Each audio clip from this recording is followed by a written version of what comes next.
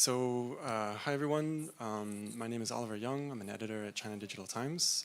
And with us for our panel is Dr. Lina Benabdallah, who is Assistant Professor of Politics and International Affairs at Wake Forest University, and Dr. Gregory Gondwe, Assistant Professor of Journalism at California State University, San Bernardino. They both have lots of experience in China-Africa media relationship, especially people-to-people aspects and journalism trainings. And we really appreciate them waking up early to join us virtually for this panel. So what we're doing today for this session is zooming out a little bit.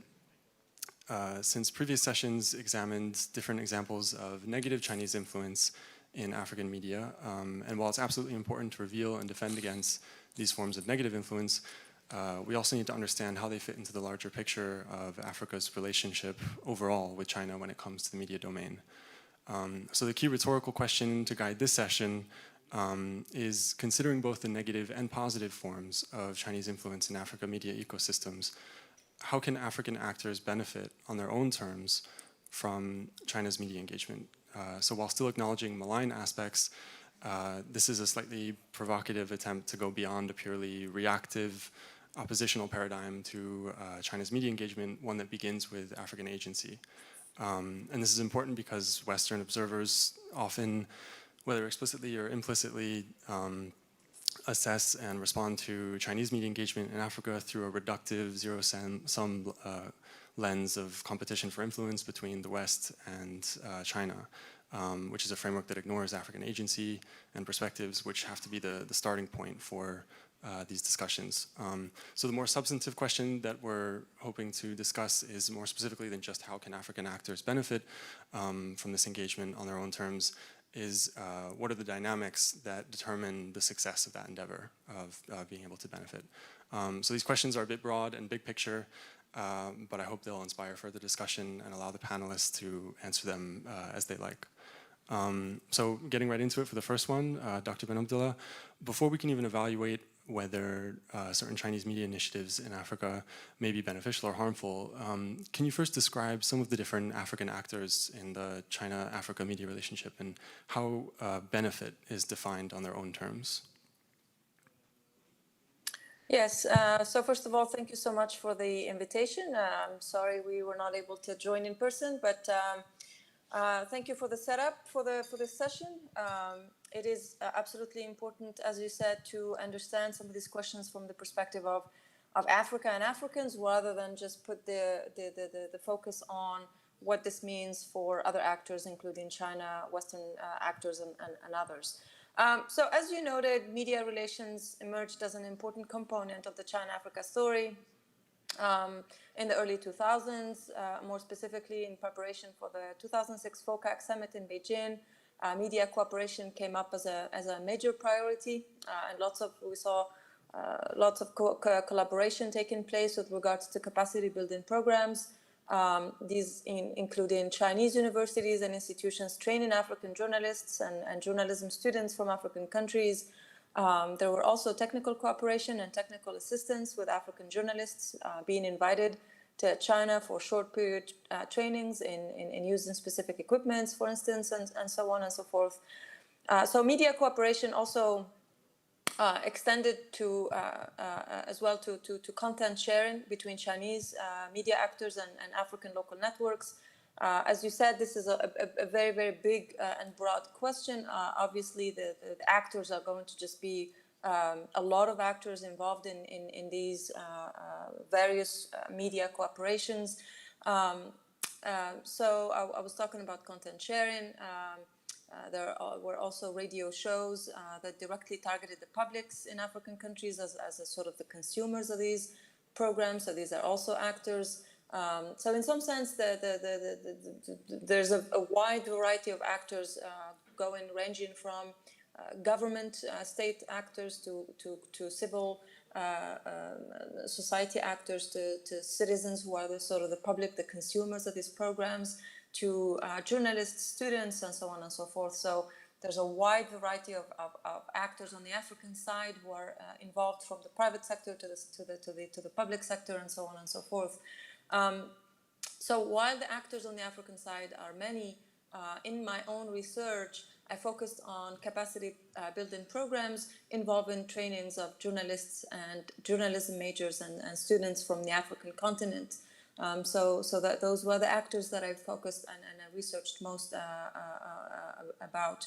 So how is benefit defined by these actors? Well, there are different ways to look at the benefit on this side. Access to training opportunities for capacity building for capacity building purposes is extremely important. So Chinese government came in with very strong scholarship offers for journalism students to pursue higher education degrees in Chinese universities. So this was very welcomed by several African journalism specialists who participated in these programs to obtain whether the PhDs or master's degrees. So these programs were, this is one of the benefits that came out of my research. Talking to participants in these programs, they say that this sort of capacity building is extremely important. So in a time when scholarships and funding opportunities are dwindling in terms of opportunities to go to Europe or to Western institutions, Chinese sponsored, Chinese government funded opportunities and scholarships were viewed as and still are viewed as definitely beneficial, and also eating into the sort of the deficit when it comes to capacity building programs. The second benefit, and I will leave it to my colleague to add more to this. But the second benefit I would say is just really more practical, in the sense that access to updated technology is extremely important. So as I foregrounded my answer by talking about the 2006 FOCAC summit and the collaborations that came out of that.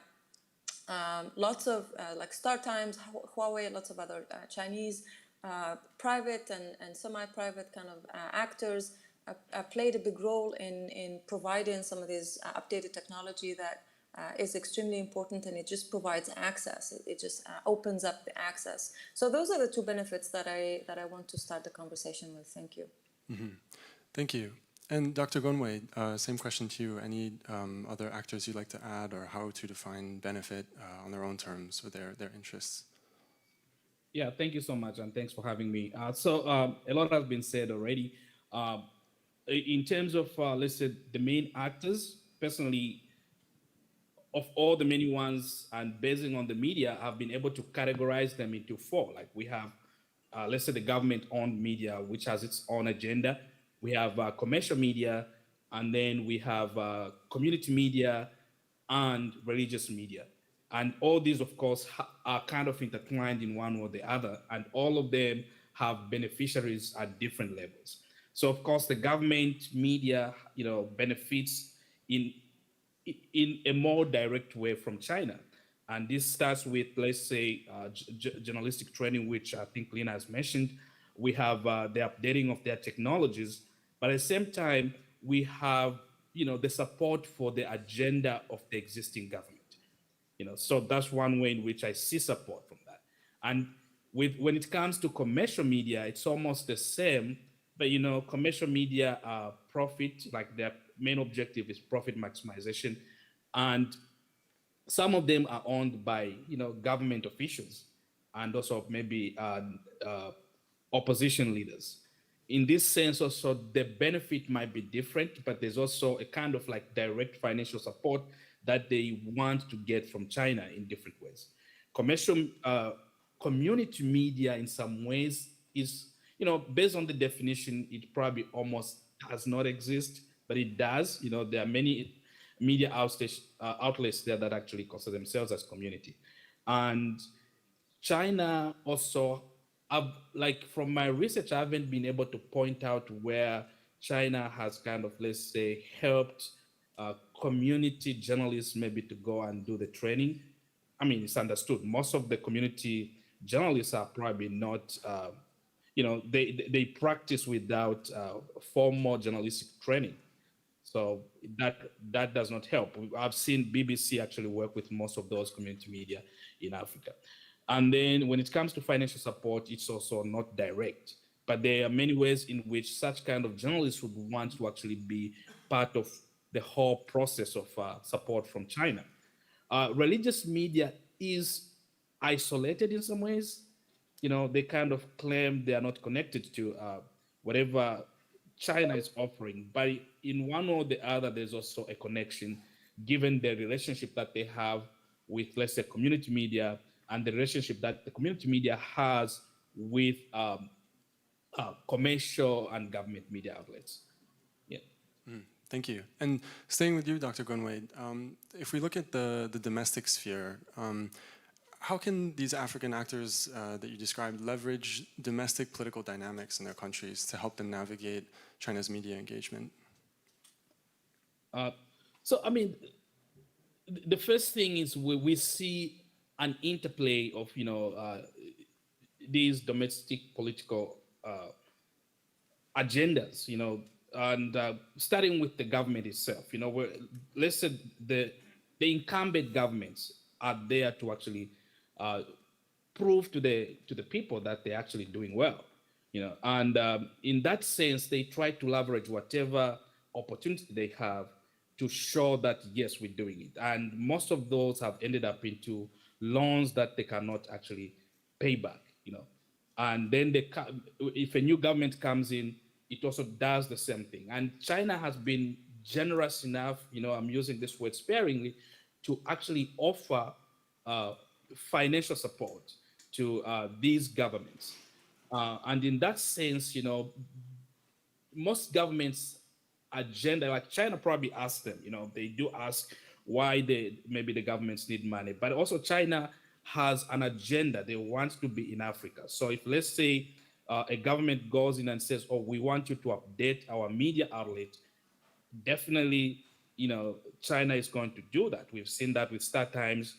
And I give an example of Zambia, where, the Star Times actually went into a joint venture with the government media, and they signed a contract that they would be receiving, I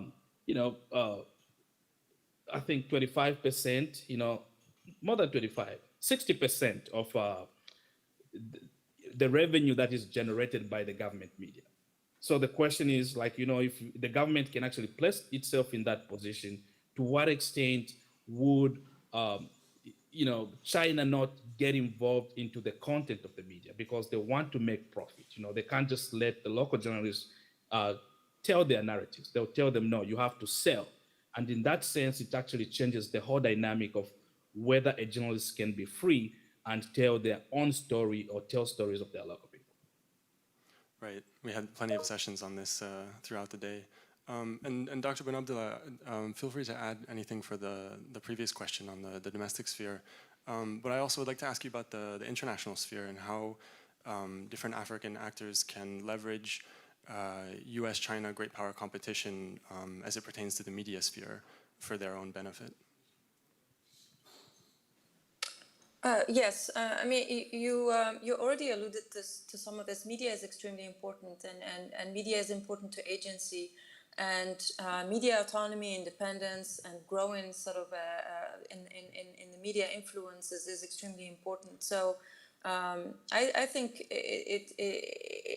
from my own perspective and my own research, the one area that I think is relatively straightforward in terms of how Africans and African actors can leverage US-China great power competition would be to focus on this sort of capacity building aspect, which is an aspect that does not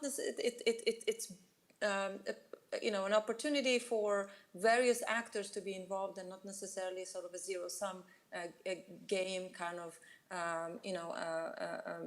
relationship. And so it would be important, for instance, to think about how African actors can try to get as many opportunities for capacity building programs from various actors, whether it's the US or others in China and others, in order to grow precisely this the build up capacity in media.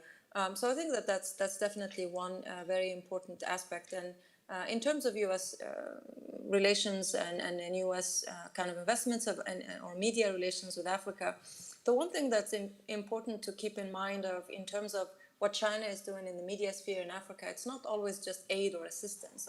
So much of this is investment. So much of this is trying to figure out sort of business opportunities and opportunities that can be beneficial to both sides. And I think that that's the one spirit that needs to be kind of leveraged and be thought about in terms of Africa's relations with other partners than China. And so it's not necessarily looking for just the assistance in terms of equipment or assistance, but actually getting the knowledge, getting the capacity building, getting the training that enables basically African media to produce content and more content, and to basically be able to exercise and increase that agency as you kind of opened the frame with, or opened the session with. So I think that that's one very important aspect, and it's one that can be done easily in the sense that there is a lot of need. There's a lot of areas where African actors can get or obtain more opportunities for these capacity building programs. So I think that would be my answer, in basing it on my research and what I have seen on the ground in terms of possibilities of what can be done. Mm-hmm. That's excellent. And Dr. Gondwe, feel free to add anything to the same question. And also I'd like to ask, how should we think about reciprocity in the China-Africa relationship when it comes to media? In what domains is that actually feasible or desired? Because oftentimes when we hear of whether it's journalist trainings or content sharing agreements or content that's being proliferated, it's mostly in a China towards Africa direction that benefits China a bit more. So how should we think about reciprocity? So thank you. Yeah, so I think we should start by acknowledging, as Dr. Lina said here, that China is investing. So it's a business. It's not necessarily, they're not just there to give aid, and Africa has to actually wake up and realize that. So if, let's say, somebody's doing business, you also have to understand that they're not, it's not Father Christmas who's giving that. So the question is, how can you also take advantage of that? So capacity building is a good thing. I acknowledge that. I did research, but the challenge is, when it comes to capacity building, most of what is taught in this is not really very supportive of, let's say, the African continent. So technically, my research was with a journalist that did short trainings, and I talked to them. Many of them, for example, that did trainings in China, say, the emphasis was not necessarily on, let's say, teaching them technology or anything. They were showing them the culture of China, showing them that, we're different than what you think of us. So they'll spend some time in there, but most of their training is just about that. And when it comes to Britain, their training, especially focusing on community media, was more against the government leaders. The West, like in some ways, has a different, not the West, the United States focused on ethics. So all these are good, but I think there should be a need, or there's need where Africans themselves define what they want to learn from these, organizations, or from these countries, China, the United States, or the UK. They have to say, oh, this is what we like in our context, and we want you to help us with this if you want to invest. I think that would be kind of reciprocal. There's a mutual benefit in that sense, as opposed to saying, hey, there's a training, go. You don't even know the curriculum. So that's one thing. And I think the other thing comes back to the general thing, agency. While China is investing there, it also has to acknowledge that it's, competing with a continent that is still grappling with a lot of things. We came from colonialism, where we still feel, lack of a better word, inferior, and we don't have the resources to compete at a global scale. So China, as it defines itself, is saying, we are actually helping Africa constructively report itself. I think they have to stand with that. If they say, we want to help you out, they have to acknowledge that these people, there's no equality in this sense. There should be equity. So whether it's China, the United States, the UK, it's about how can we actually work together, as opposed to what can we give you for us to benefit. It goes back to the same thing, the traditional ways in which Africa has been, a continent of, raw materials, and then China, the UK, the US can come extract make some good things and sell them back to Africa. So I think, yeah, in terms of reciprocity, just acknowledging that, one, these people need more help than us. So even if we're doing business, probably we need to help them out. So yeah. Dr. Benabdallah, Dr. Benabdallah, do you have anything to add to that on the topic of reciprocity in China-Africa media engagement?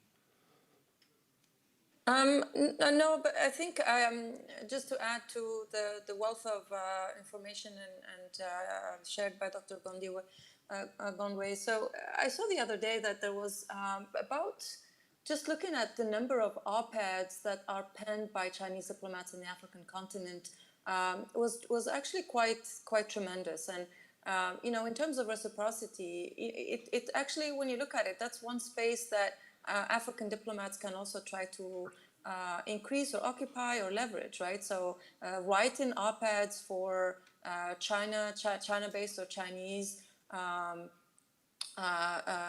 outlets, that's not something we see often or we see enough of. And what do these op-eds do? They actually bring, in the sense of Chinese diplomats writing op-eds, they bring the way of thinking. They bring the policies, China's policies in these different countries, to the public, to the consumer directly. You'd be reading a newspaper, and there's an op-ed by the Chinese ambassador, and you read, something about a project that they're working on, or some idea of something that's going on in terms of China's domestic politics, or whatever it is that's sort of that kind of the party line or the government kind of trying to reach the public in Africa directly. And I think that's, in terms of reciprocity, that would be something that, that it's not something we see often in terms of African diplomats trying to reach directly, Chinese audiences and trying to write. So that's actually been something that has been quite interesting to me to follow, and just to see kind of this idea of writing directly to the readers and in op-ed format. So I think that there are so many other places where we can talk about reciprocity, where there is not enough reciprocity. Of course, I'm thinking as well. Several African countries rank really high in terms of media indices or freedom of press indices and rankings and so on and so forth. And so a lot of these programs in universities do an excellent job, but we don't see these universities be destination for Chinese journalism students, for instance. And so in this sense, the reciprocity is lacking in many areas, and there can be lots more done in terms of kind of leveraging that and just to sort of adding, to the question of agency there. So yeah, why do we not see, right, like these universities, just train other Africans, right? So if not training journalists and students of journalism from China or other places, but maybe even African countries. So for instance, Ghana, right, ranks really high. I mean, others as well, South Africa, others as well. So much higher than China ranks in terms of these freedom of press kind of indices. And so in many ways, and also really just to go back to what Dr. Gondwe said earlier, it is important for Africans as well to kind of have a say and be able to know what is in the curriculum of what these programs and the trainings that are inviting Africans to participate in. And so that's also very important in terms of reciprocity, in terms of really having a say, in what goes in this. So there are lots more areas, as you said. These are very broad questions, and obviously these were just 2 points that I was thinking about as listening to Dr. Gondwe's response. So thank you. No, of course, lots of food for thought there. Just to add on something also. Sure. That'll take you back. But in terms of visibility, in the 90s in Africa, we had the, media councils, which I think were strong. Today, they're kind of dying out in most countries. There are some countries that are there. They were criticized as, being watchdogs in chains, which was true. But I think we also saw some of the benefits that they actually had. In my opinion, I think those could also be re-strengthened because, their job is to be watchdogs, to see how the media in their countries are performing, and they're able to criticize whatever is happening. One of the journalists said, okay, yeah, we can criticize China, but how often do we actually ask our governments about, let's say, the loans they sign? We never see journalists actually questioning their governments in that sense. There's one thing, maybe they they probably are not trained in that manner, or maybe we are trained not to look at our government or not to criticize the governments or some of the things that they're doing. So to me, that melts down to having a strong media council that is independent of all these categories that I talked about. And it could actually be questioning the practice of journalism and its journalists. And then the other thing is, technically in Africa, in almost all African countries, I think religious media has had a very strong voice, in terms of change for development. But we've not seen them come out to actually talk, come out in regard to what is happening between China and Africa. I would want really to hear them, speak out in some ways. Yeah. No, that's an excellent point. We're running a bit short on time here, but I want to make sure that we get a chance for the audience to ask any questions. If anybody has any questions, feel free to raise your hands.